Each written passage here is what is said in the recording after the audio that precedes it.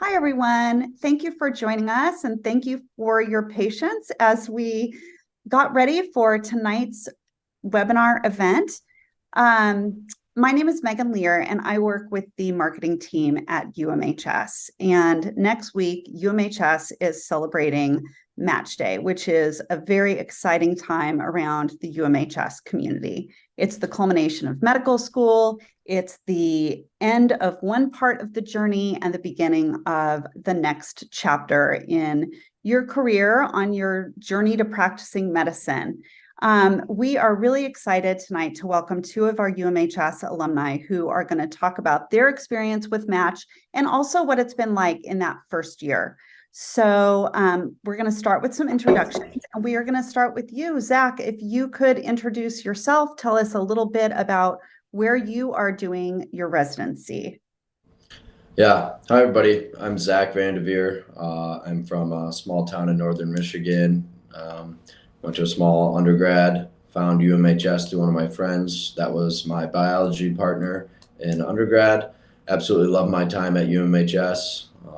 Definitely gave me a lot of opportunities that I don't think I would have gotten elsewhere, and really made me excel as a student and as a resident. I landed a residency in interventional radiology here at Corewell Health, used to be Spectrum Health in Grand Rapids, Michigan, and I am 3 months now away from being completed with my first year, in which we do general surgery here our first year, and then move on to diagnostic and interventional radiology next year. So excited to have you guys on, and excited to talk to you about our times in residency, and especially our times throughout UMHS. Perfect. Thanks so much. It must be exciting to be so close to finishing your first year. Probably went by very quickly. Um, Kerthy, welcome. We're happy to have you joining us. If you could tell us a little bit about where you are doing your residency and your background a little bit. Thank you. Hi, everyone. My name's Kerthy.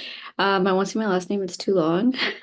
But I am from Guelph, Ontario. I'm Canadian. I'm currently in Michigan. I guess, practicing at DMC Sinai-Grace. I'm also I'm also 3 months away from finishing intern year, which is so crazy to think about. But I hope that we can provide some insight and answer any questions that you have to help you excel in your first year. Perfect. Thank you so much.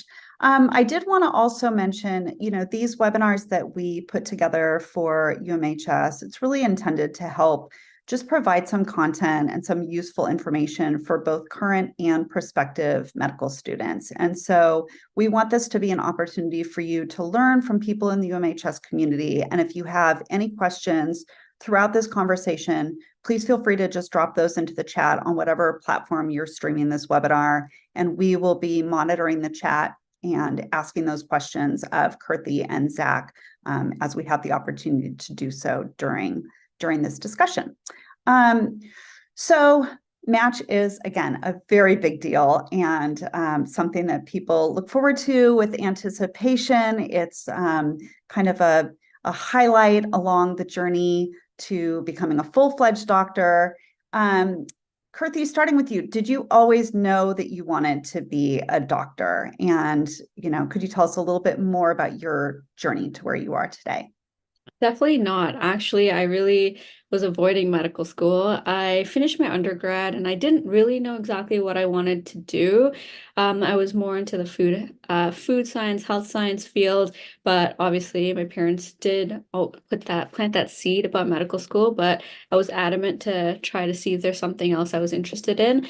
I took 3 years after undergrad to work, try out different fields, and at the end of the day, it was medicine that I wanted to pursue.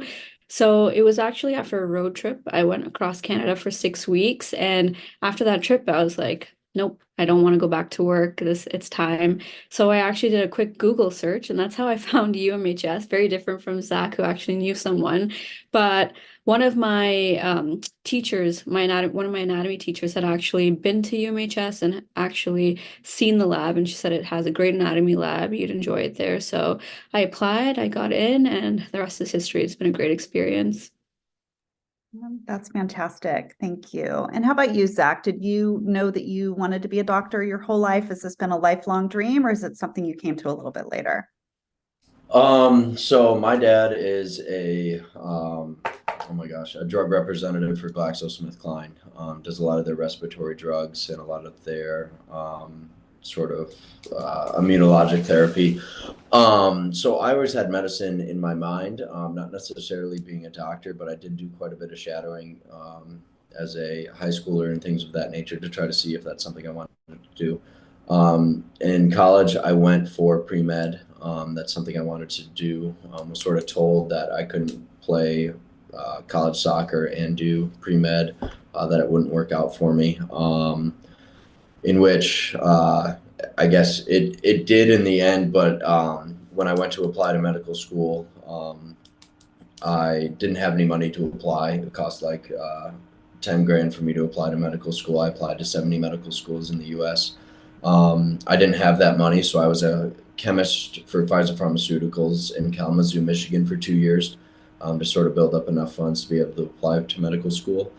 Applied to medical school in the US, was interviewed at 5 places, waitlisted at 3. It ended up not working out at any of those waitlisted spots, to where I reached out to one of my friends who was already at UMHS, and she ranted and raved about it and said it was an awesome place. So I did some digging and looked into it, ended up applying and had a personal interview within a week of applying, and got into their med program, for which, still have the acceptance letter saved to this day, because it was a big thing for me. Not a lot of places, I guess, wanted to take a chance on me, or for some reason didn't want to accept me to their med school, and it's worked out for the best. I had an unbelievable time at UMHS. Only can speak high things about the place, and I matched in a very competitive residency field, and am super excited about it. It's interesting that you both kind of took that non-traditional path. I think that there are a lot of elements in both of your stories that will resonate with a lot of people tuning in tonight. So, Kerthy, you taking a non-traditional path and kind of coming into UMHS and medical school after kind of resisting that pathway, and then Zach, I think for you, you are representative of a lot of people who are interested in becoming doctors and who have that dream, and who just, are very challenged by the highly competitive nature of getting into US medical schools. So these are things that we hear a lot from current and prospective students. And then it's really inspirational to hear that you have both been successful in medical school and then matched into these incredible residency programs. And so, Zach, let's start with you. I mean, you matched into interventional radiology, which is phenomenal. Can you tell us a little bit about that specialty, and how you kind of chose that pathway, and what you do in your program? Yeah. So originally, which I'm sure Kerthy can tell you, I had no idea what I wanted to do. I just knew that I wanted to be medicine. Originally, I was interested in orthopedic surgery. I did a few rotations with that, and it just wasn't sort of enough medicine for me. It was too much carpentry. And I really loved my general surgery rotations, but I didn't necessarily love the 8-hour procedures and some of those long days in the operating room. Found an interest with diagnostic radiology, and then was able to find an interest in interventional radiology, which sort of combined both using my hands in general surgery and diagnostic radiology, which was sort of the best of both worlds. I found it really late in my path to residency. I think I did my IR rotation in June, and you got to send those out in September. So I had to sort of get some stuff cooking and get letters of rec ready. But at the end of the day, it's all about what you put into it. I went into every rotation with an open mind and really wanted to find something that grabbed me. And picking your specialty is important, and it's what you're going to do the rest of your life. So you sort of don't want to make the wrong choice. Currently, our first year we do general surgery, which is honestly great. You see it from the other side of the glass because a lot of our consults are from surgical oncology and general surgery for complications after operations, abscess drain to injecting cement into people's spines, Coley tubes for gallbladder disease, but they can't go under surgery, so they need decompression another way.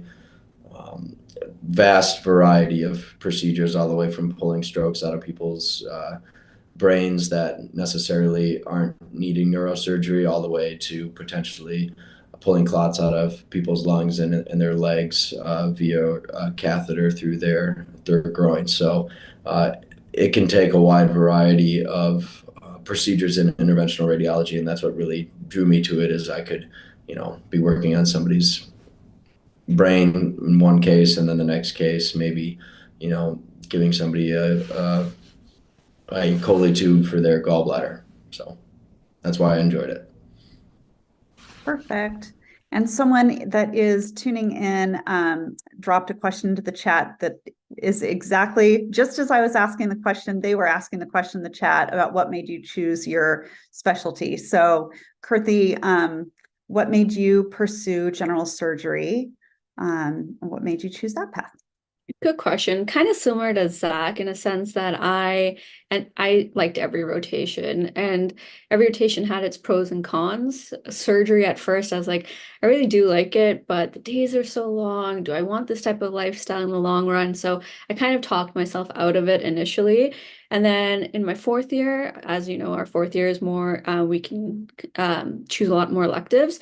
So I started with a GI rotation, and I actually really liked it. And I was like, okay, I could see myself doing internal medicine and then doing the GI route. I'd still get a lot of procedures. And then I did an internal medicine sub-I, which is an audition rotation, and I couldn't do it. I missed the procedures. I missed the sterile. I just missed being sterile and scrubbing and everything associated with general surgery. And so that's kind of when I decided, okay, I'll just do it. I'll apply to general surgery, see what happens. And it all worked out. That's wonderful. And so kind of bringing us back to match week, and it's fabulous that you decided on general surgery and that you were matched into that program.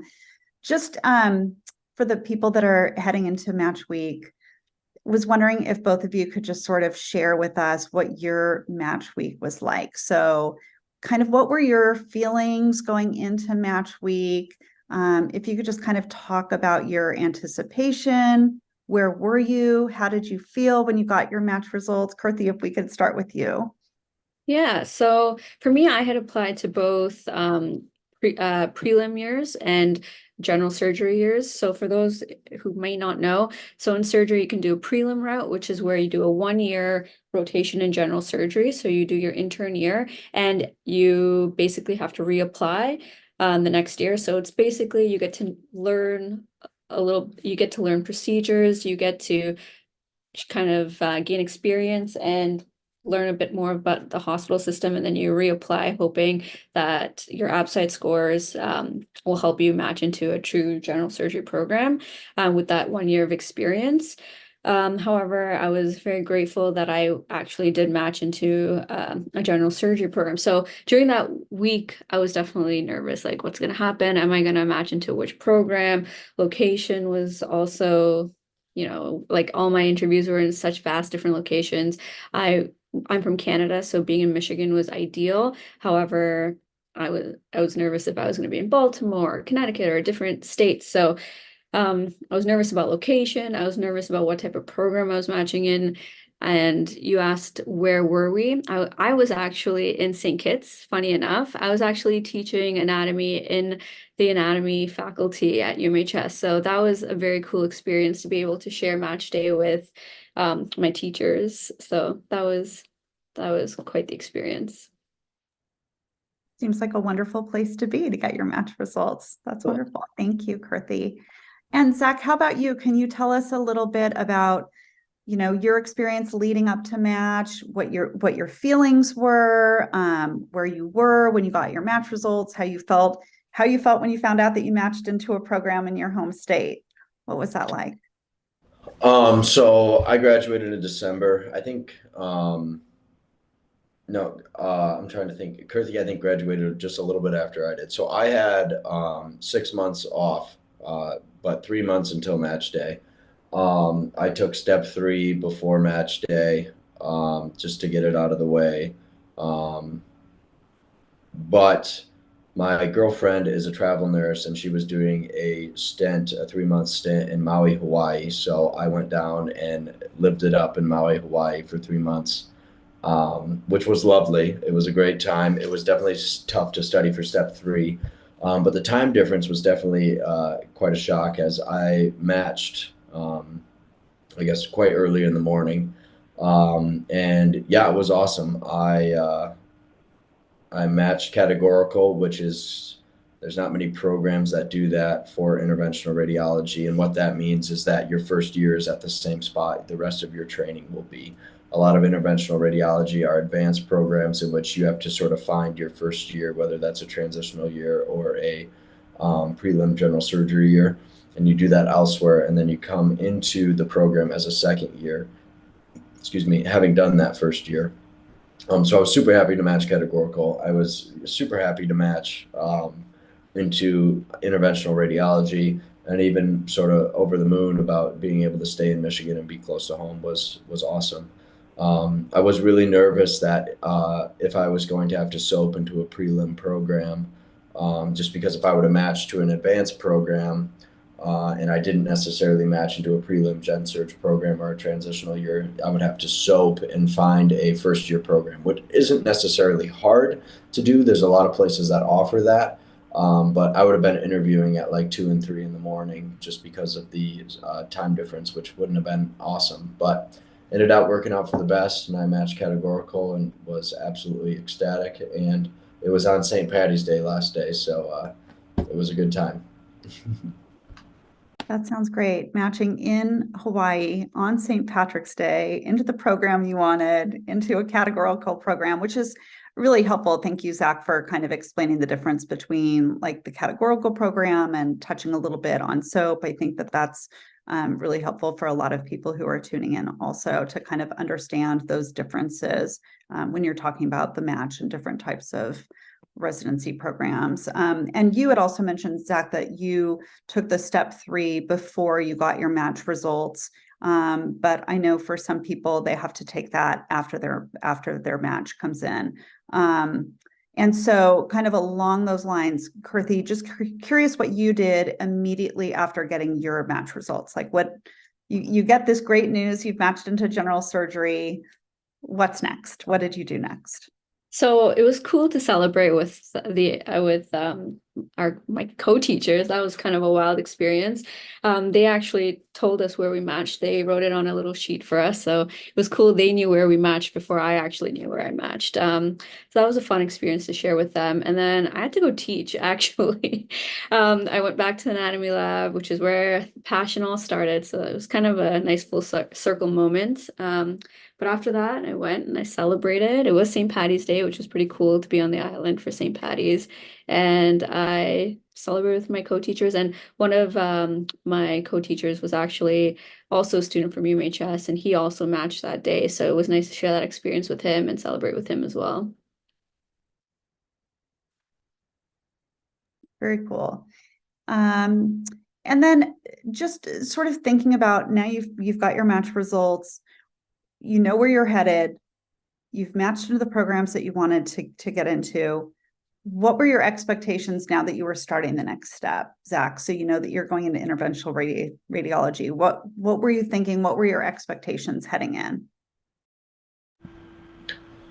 I would say first I tried to take a sort of a moment of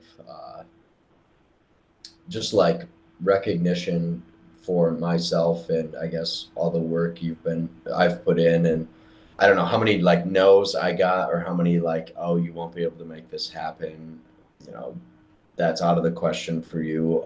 Just sort of gave myself not necessarily a pat on the back, but like a, hey, you did it. This is what you've been working for a long time. And at some point we always wish, to be at the next step. I remember being in college and, oh, I wish, my MCAT's good. Okay, now I just wish a school would accept me, And then after that, when you get accepted, I just want to, I need to take step one. I need to do well on step one. Then it's the next thing, the next thing, the next thing. And you always just look at the next thing and never sort of take a step back and, realize how far you've come and how much you know and how much, how much work you've put in and, give yourself a little bit of understanding, and take a deep breath and enjoy the tunnel because at match day is great. The tunnel is full of light, and then you start your residency that's 6 years long, and the light gets a little bit dim, and it will continue to get more bright as you continue to go through your residency. But I was absolutely overjoyed. It's a program that is awesome here at Corewell. We see a ton of pathology. My program director gave me a call. We had a nice chat.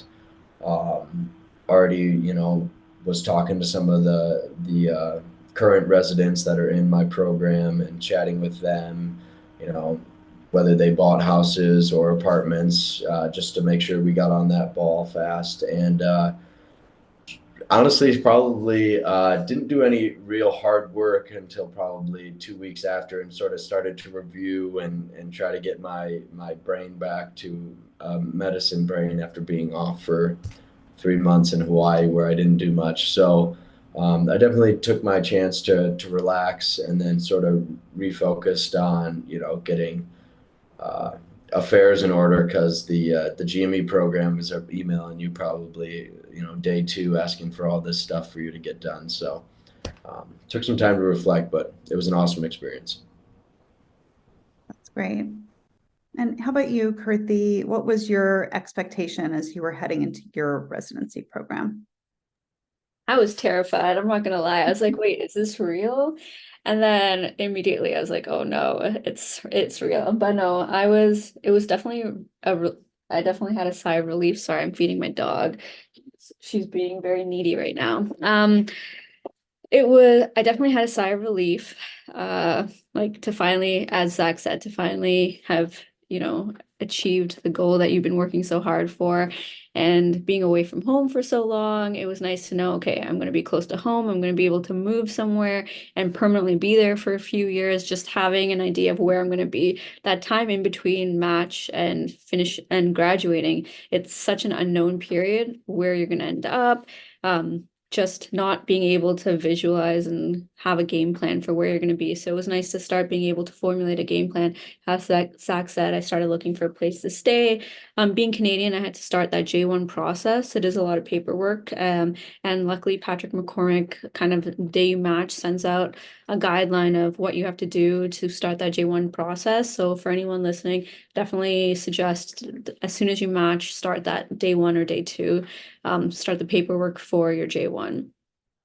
So since I am Canadian, every year I do have to renew my J1 visa. It's just part of the process. But yeah, that's basically what I did after the match and day one and day two.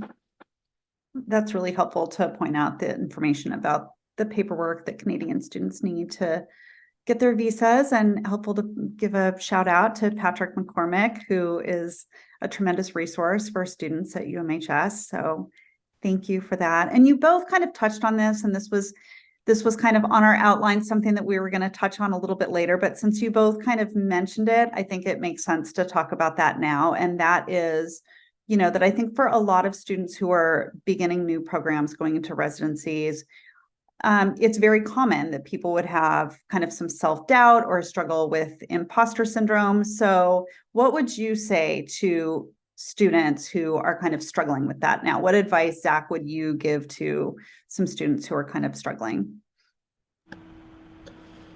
I would give yourself some self-validation. At some point you were interviewed by, I think we have, I can't even recall, 500 or so applicants for 3 spots in interventional radiology. We only interview 40 people. So give yourself some credit that, you were interviewed, you were chosen by this program to potentially be a resident at their program. You know your stuff. You've put in the work. You've done the step 1, step 2, Step 3, you've, done your NBMEs. You are a physician, you know what you're doing. The imposter syndrome too, I think comes with, to an extent, don't be afraid to say you don't know something. You are never gonna know everything, and especially your attendings are gonna know more than you. And I would say you got to go into residency with a very much a sponge-like attitude to absorb information from anyone you can. The janitor might be showing you how to get to your first, spot day one. Don't be afraid to ask and absorb that information. Same with, the blood bank, going down to grab blood for your patient who's getting MTP. You know, don't be afraid to get information from anyone you can. And then, obviously that goes with your fellow residents and your attendings. Imposter syndrome, at some point you'll feel overwhelmed during your residency. That is going to happen at some point where you're taking care of a list of potentially 50 patients, which happens in my residency program. And some of them have cancers you've never heard of or don't know how to manage. The resources are here. You've put in the work. You know how to get access to help. It's just continuing to believe in yourself and continuing to take one step in front of the next. It's at some point it's more of a drive than necessarily even you having the understanding or you having the knowledge in your head. It's more of a, can you use your resources to obtain that knowledge? Can you know be able to change your perspective or be able to use your resources and your team to give the best treatment to this patient that and I think a lot of that comes from a Caribbean school as well. We have to adapt so much, bouncing from different places, doing, let's say, psych in Oklahoma, and then you have to do OB-GYN over in Georgia. And you are changing, from one place. You're, on a Monday you start in psych in Oklahoma, and on Friday you finish your OB-GYN rotation, and in between you somehow took your MBME as well.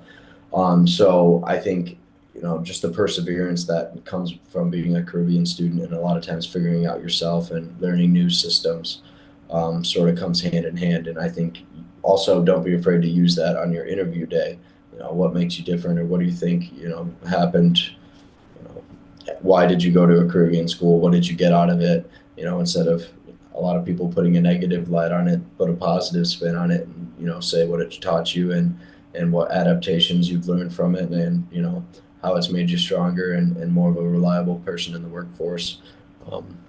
And you'd be surprised how well that goes over. I think that's an excellent point. And Kerthy, just curious if you have anything that you wanted to add to that in terms of kind of how students can deal with their self-doubt, and also just to kind of expand on Zach's point about how going to a Caribbean medical school is really an asset.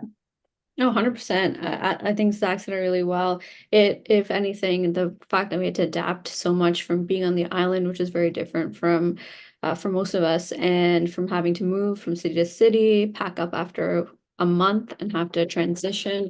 If anything, it just makes us stronger. So I think all of those qualities will only help us be great candidates and help us in residency. Because even in residency, you're transitioning. For example, from month to month, I'm on a new rotation. Right now, I just started children's this month. So different it's a different hospital. Doing procedures on little children, babies. I've never held a preemie baby. It's a whole new experience, but every day you learn, every day you have to adapt. And luckily we have been adapting on the island and through our rotations. So if anything, it just makes us stronger. Aside from that, I think imposter syndrome, I'm sure everyone experiences it at some point, even in medical school, even during rotations. Definitely my first week of residency, it was a huge learning curve. I never even putting in a Tylenol order. I remember I was nervous about. I was like, is this the right order? But we never did that as a med student. So it's a learning curve, but you'll adapt. Things to make sure you do is to take care of yourself. Self-care is really important. Just check in with yourself. How are you doing? For example, on surgery, I see a lot of death. I see a lot of trauma at the hospital I'm at. So just little things like that. You get so busy. So it's important to make sure you take care of yourself and use your support systems. Intern year is, they call it intern year because everyone at the hospital knows you're new. So their expectations are obviously there, but they are there to support you. All your co-residents will help you out, so it's okay to ask questions. As Zach said, don't ever be afraid to ask questions. I know I asked a million questions, and they rather you ask than do something incorrectly. So use your resources, even your family. If you had a hard day at work, it's okay to vent, talk about it, because every day you go in, you have to come in with a positive attitude. But as Zach said, some days are going to be harder than others, but we've already been through it all with step 1, step 2. So it's at least now, we're getting paid for it. So it's kind of nicer. So one positive. Absolutely. Thank you for that. And just kind of switching gears a little bit, I think a lot of people would be interested in knowing what a day in the life looks like. So I know you're both busy. I know, Zach, you're coming off the end of a long day, and Kerthy, you are as well. Could you just tell us, Kerthy, we can start with you. Could you just tell us what a typical day looks like, if there is a typical day or if they're all different? Just describe for us, if you could, what it's like. So for me, definitely every day is very different. They say there's a standard like sign-in time, so I'll usually go, I have to be there at 5:30. We start making the list, so we review all the overnight events of our patients on our service. And then our senior resident will come usually by 6:30, and we'll start our round. So we'll go see each patient. We'll tell the senior resident this is what happened overnight. We'll go assess the patient. The surgery team's kind of the early risers, I guess. We're always pretty much the first person of the day to wake up the patient and bother them in the morning. So we're always usually waking up the patient around 6:30, assessing them, doing a little quick physical exam, see how they're doing. And then we usually start our first case around 7:30. In between cases, we try to write our notes. Our goal is always to have our notes done by 11, just so that all the other services can kind of be familiar with our plan. Because, sometimes they depend on what our service is recommending, or just to keep all the other services in the loop. Then usually we're in the OR most of the day. As an intern, I'm not in the OR as much. I'm usually like pre-oping the patient.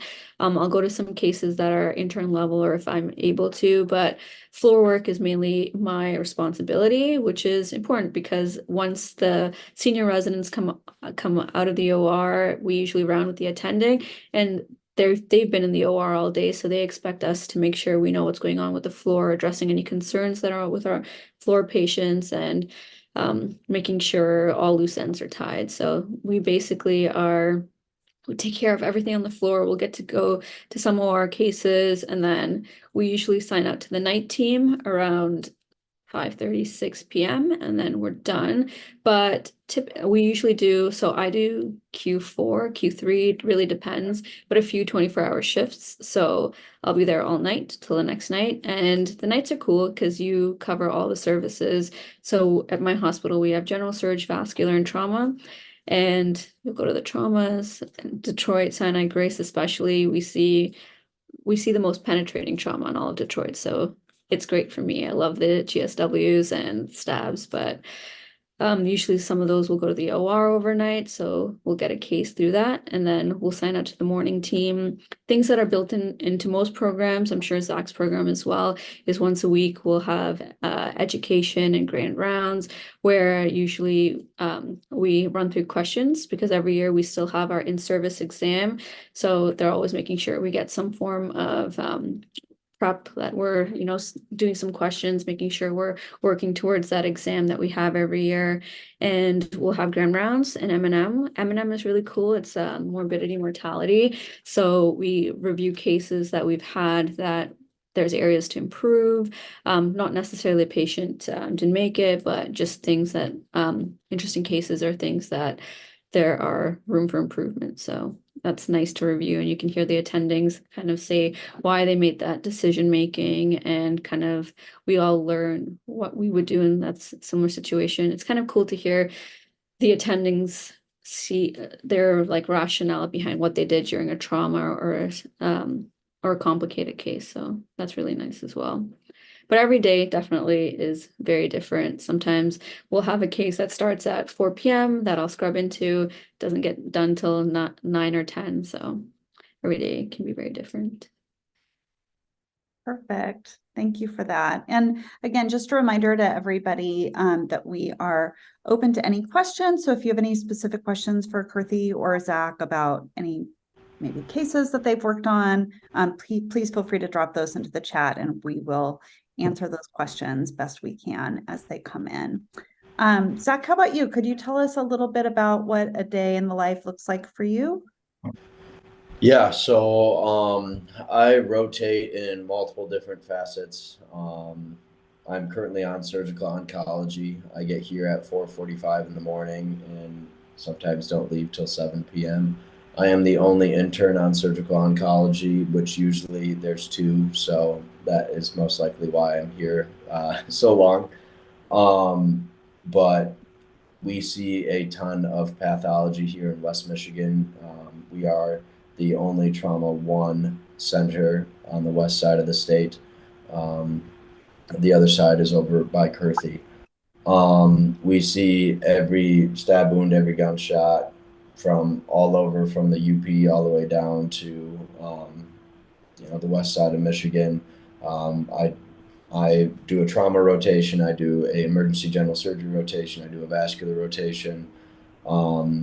Pretty much in the morning, rounding, getting the list together, seeing my patients, writing those notes, having them done before 7 a.m. Then after that, we have a clinic here for surgical oncology. So we do 2 days of clinic, 2 half days of clinic.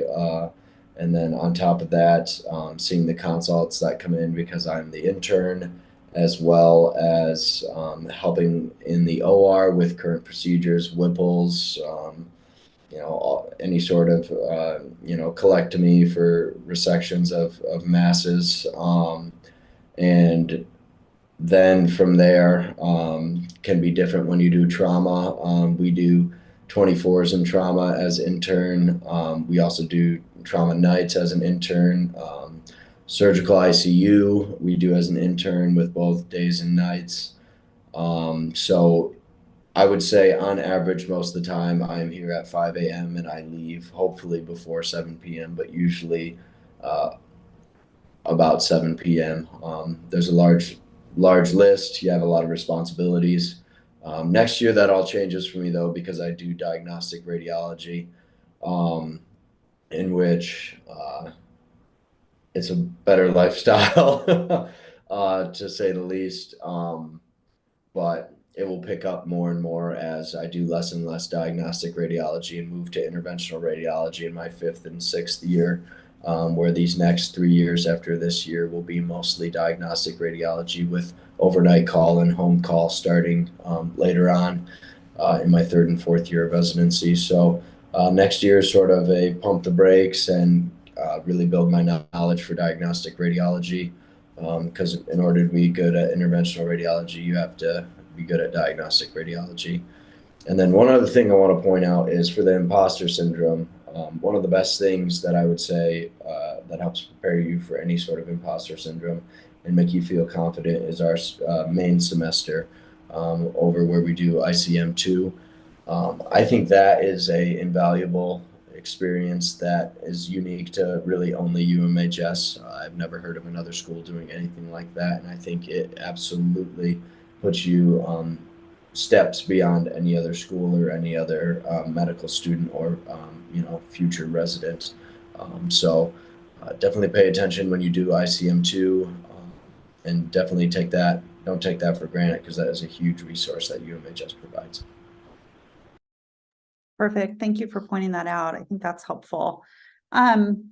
You both have described working some pretty long shifts, and we've talked a little bit about imposter syndrome, and Kerthy spoke a little bit about work-life balance, but anything that you want to just sort of add to that, Zach, about how you can kind of create a work-life balance, in the face of very challenging schedules. You're there at 5 o'clock in the morning until 7 o'clock or later at night, or working 24-hour shifts. Do you have anything that you want to tell people tuning in about how they can kind of create that balance in their life to avoid burnout? Yeah, so it is tough some days for sure. Long days. I still try to go to the gym and work out because that is something for me.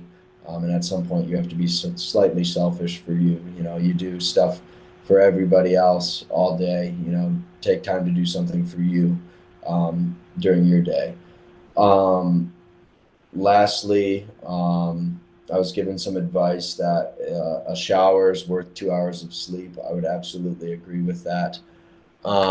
Secondly, it's a lot about your attitude, and that's one thing that um, I've really sort of been, not to toot my own horn, but praised upon throughout each one of my rotations, especially being a guy who's going into IR and not necessarily doing anything with general surgery, but each one of my attendings that I've worked with, I've had a positive attitude and a good attitude.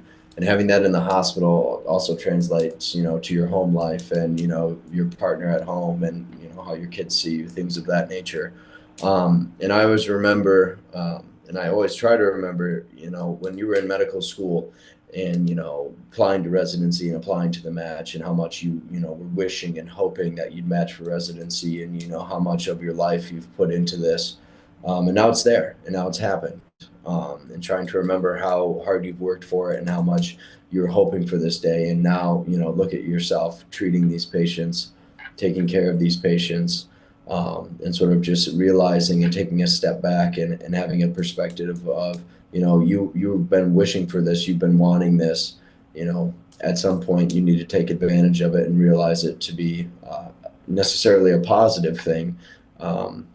Yeah, the hours are long. Will it get better year after year? Yes. Your intern year can sometimes be daunting, but at the end of the day, it's a year for 1, 2, it'll get better, and you just have to sort of look at that, and so much of it is your attitude, and it really sort of I would say trickles down to the rest of your peers too. If you have a good attitude, you can really rub off on some people and probably save them throughout their residency as well. So that's my approach to it. It seems to be working well. I have a great attitude, great support system. There are tough days, but continuing to get up and continuing to stay motivated is, a lot of it's just perspective and mindset. So this is obviously a very important, thank you for that. This is obviously a very important question, because just as you were beginning to answer that question, 2 questions came into the chat about specifically hours worked per week, burnout, any regrets that you're doing your residency program. And then one question in particular, and Kerthy, I'll direct this one to you, is just juggling your personal life and work life. What do you do to de-stress? So Kerthy, I'll let you answer that one. So like Zach, like I have a husband at home, I have a dog, but sometimes it's okay to be selfish and do what you need to do to take care of you, because at the end of the day, as Zach said, we are taking care of patients, and we need to, be our best for our patient every single day.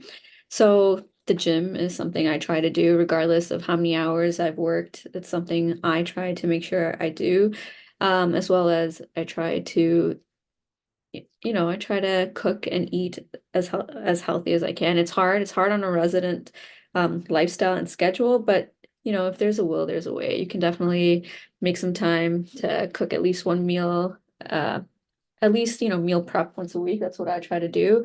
Aside from that, just going out for dinner, your co-residents also feel the same way. It's okay to talk to them and, share your feelings. They're always there to support you, and they might be feeling the same way. So going out with them too. We have journal club once a week, which is not once a week, sorry, once a month, which is a great way for us residents to kind of go. We get a sponsored dinner from one of the drug reps, and it's a great way for us to just go hang out all together and de-stress and still we talk a little bit about medicine, obviously, but they feel the same way. You're not alone if you're having difficulty balancing your work life. So it's always okay to ask other people what they do, and share your feelings. It's totally okay. We're not meant to be a soldier and completely rigid in the workforce. We're human, so it's okay. Everyone has empathy. Perfect. And then another question that came into the chat, and Zach, I'll direct this one to you to start, is how would you describe the hospital experience? Are there any pros or cons that you want to share? Going back to the hours worked as well, ACGME requires that you do not work above 80 hours a week on an average, and your program gets dinged if you work above that. I have done that once. I've worked above 80 hours a week, but it is rare. You also are required to have 4 days off within a 30-day period. So usually that goes to about 1 day a week off. However, you cannot work more than 14 days in a row. So a lot of times if you're getting close to 14 days in a row, they'll give you a required day off in between your 14 days. But sometimes things can get changed a little bit, and you might have 4 days off at the end of your rotation.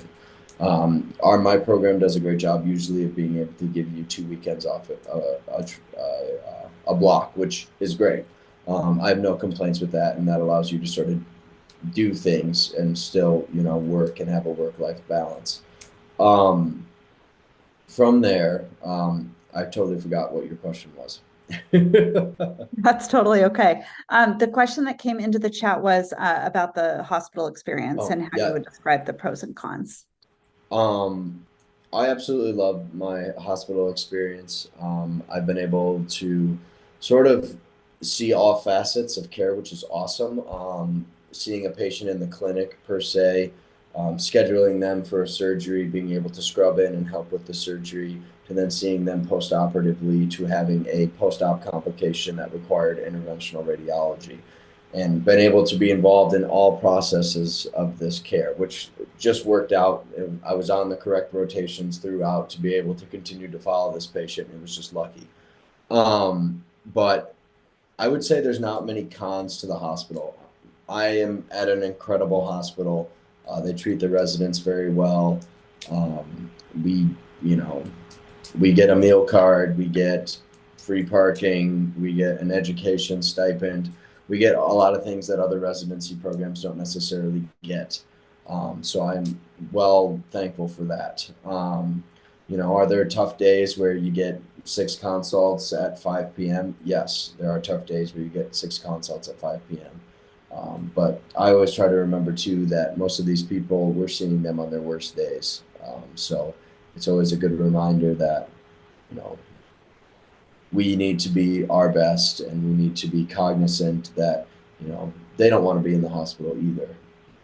Granted, this consult comes in late, at the end of the day, I have to see it, but it is, patients' lives we're taking care of. It is, they're probably one of their worst days in the hospital, probably potentially of their lives. Nobody wants to be in the hospital. So you having a positive impact on them while they're in the hospital will not only go far for them, but it'll definitely be rewarding for you as well. So there's pros and cons with anything, but once again, it comes down to perspective, and I'm sort of a stickler on perspective. So. Perfect. And Kerthy, I was going to ask the same question of you, and I'm going to add an additional question to that. If you could describe the pros and cons of your hospital experience, and also if there are any surprises from your first year of residency.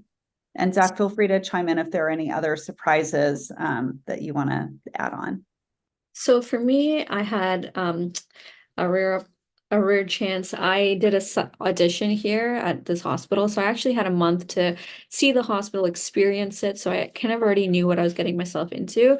I know it's hard with interviews being online. Sometimes we don't always get to go see the different hospitals we interview at and match. So for me, I was kind of already had a sense of what I was getting myself into. So I was lucky in that way. But there are still surprises.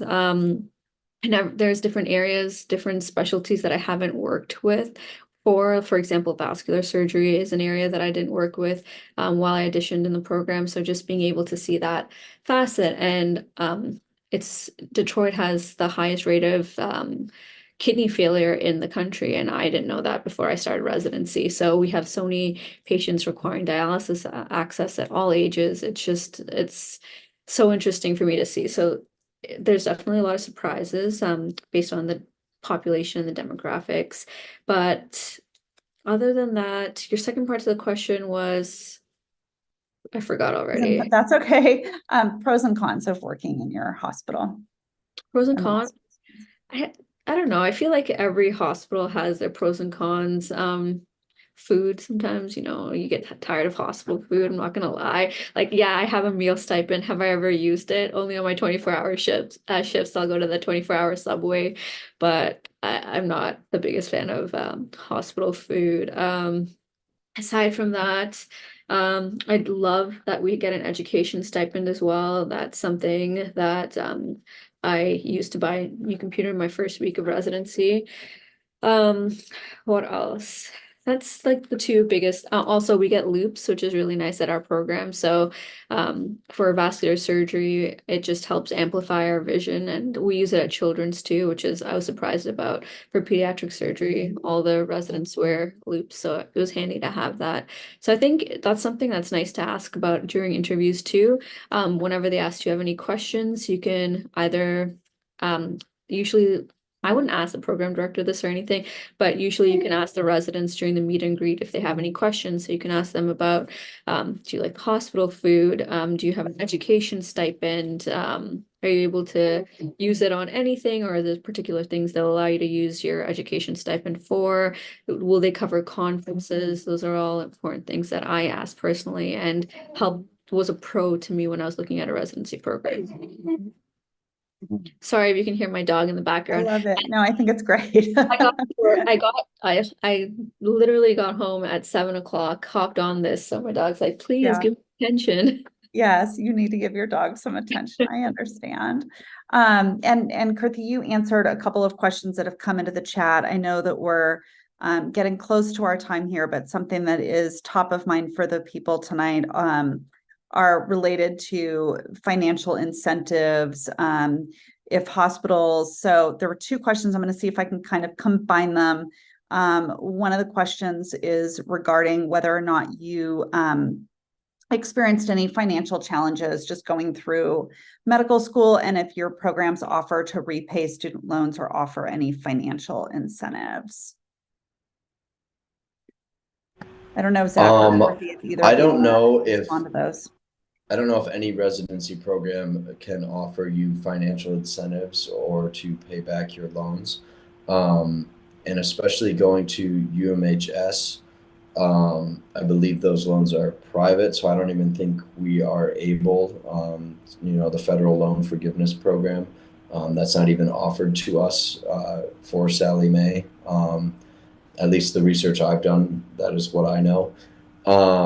When you get out into practice and you want to start practicing somewhere, there can be loan repayment via your, private practice or your hospital that you work with.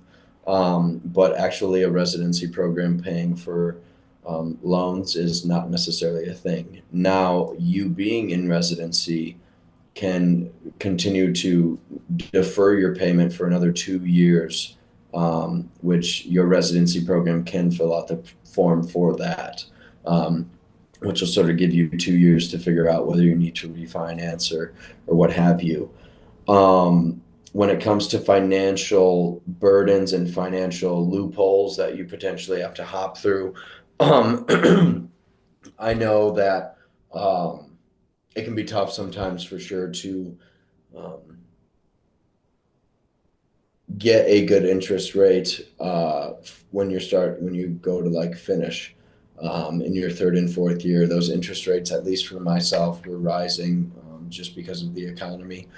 However, there are programs, I believe, Panacea as well as SoFi. You can refinance through SoFi. You got to do a little backdoor work because they're only federally recognized. But if you went to a federally recognized undergrad, that can loophole you in to then refinance. So there are ways around it, but necessarily, while you were in school, having struggles with finances and Sally Mae and things of that nature, I did not experience that, so I don't really have anything to offer when it comes to that.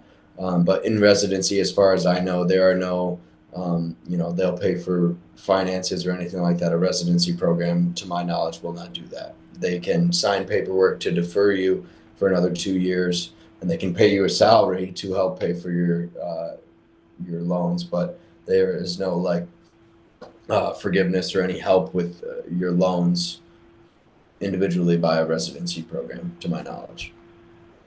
Perfect. Thank you. I know we are coming close to the end of the time, so I'm just going to ask one more question and then we will start wrapping it up. And that question is what advice you would have for students who are headed into match, if there's anything that you wish you had known or any advice that you would give people that are going into match week. And Kerthy, if we could start with you.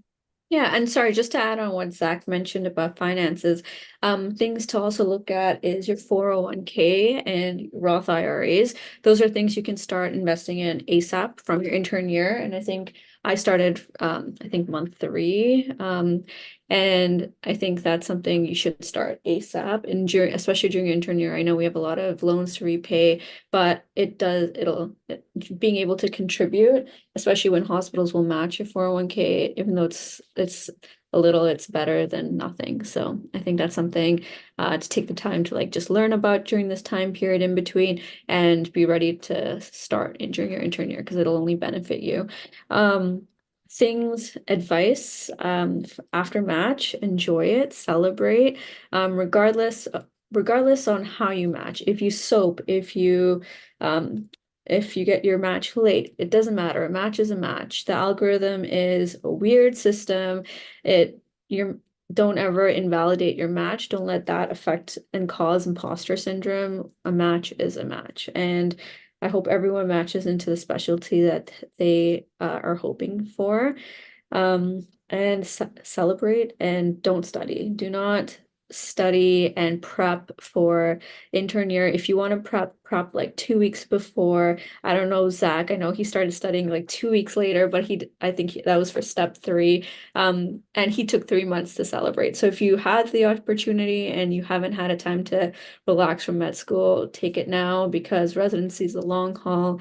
You're not going to have this time period to where you have no expectations, no responsibility. It's nice, enjoy it, relax. So that's my biggest advice. If you want to travel, travel. If you want to hang out with your family, hang out with your family. If you want to bake a cake, just enjoy and relax because once it starts, it really starts. I love that. Travel, spend time with family, and bake a cake. Those things all sound wonderful to me. I think that's good advice. How about you, Zach? What advice would you have for people headed into the match? I will second Kerthy on the 401k, 403b sort of things. For one, that's really important. I think now you can put up into 7,000 a year, which I don't have the salary for on a residency salary to pay for an apartment and loans and things like that. But any money you can put in there will just help you in the long run. Because as soon as you get out and are making an attending salary, you won't be able to really put anything into that 401k. And if you can put a little in now, over 30 years, it'll be millions of dollars later. So just something to think about. Secondly, yes, I agree with Kerthy.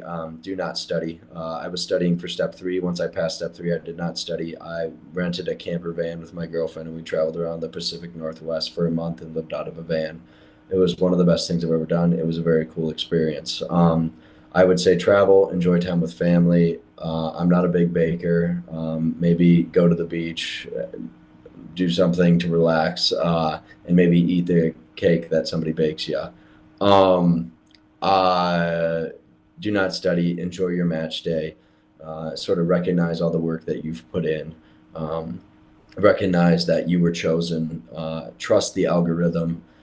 It is only in your best interest. The algorithm will not screw you over. If it works, it works. and it will always be for the applicant's favor.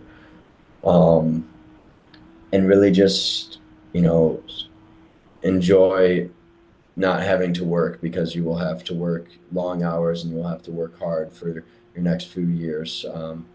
And rightfully so, you're taking care of patients. It's important to really have an understanding of that. And then the last thing I'll leave you with is make sure to um, really take time to remember, this is what you wanted, this is what you've worked so hard towards, and understand the opportunity that's been given to you, and the opportunity to, um, prove yourself, and show that you are good enough, and that you are, reasonable of a match, and that you are ready for this next step. And enjoy it, because the days are long, but the years are short. It's tough to believe I'm almost done with my first one. That all sounds like excellent advice. Thank you so much. And I think that is a good note to wrap up this conversation. Wonderful. Appreciate Zach and Kerthy, both of you taking the time out of your really busy schedules. Was just wondering, Kerthy, is it okay if you would like to share any contact information with anybody tuning in? I know that we didn't get to all of the questions, so would you be willing to share your contact information for any follow-up? I can put it in. Is there a... Yeah, there's a chat. I'll put it in the chat. Perfect. So it looks like Zach put his in and Kerthy put hers in as well. Thank you both so much. We know that you are both incredibly busy. You have early mornings, long days. We appreciate you taking the time to share your experience with everyone tonight. I know UMHS is so proud of both of you and the success that you've had. So thank you. Thank you to everybody who tuned in tonight to learn more about Zach and Kerthy's experience.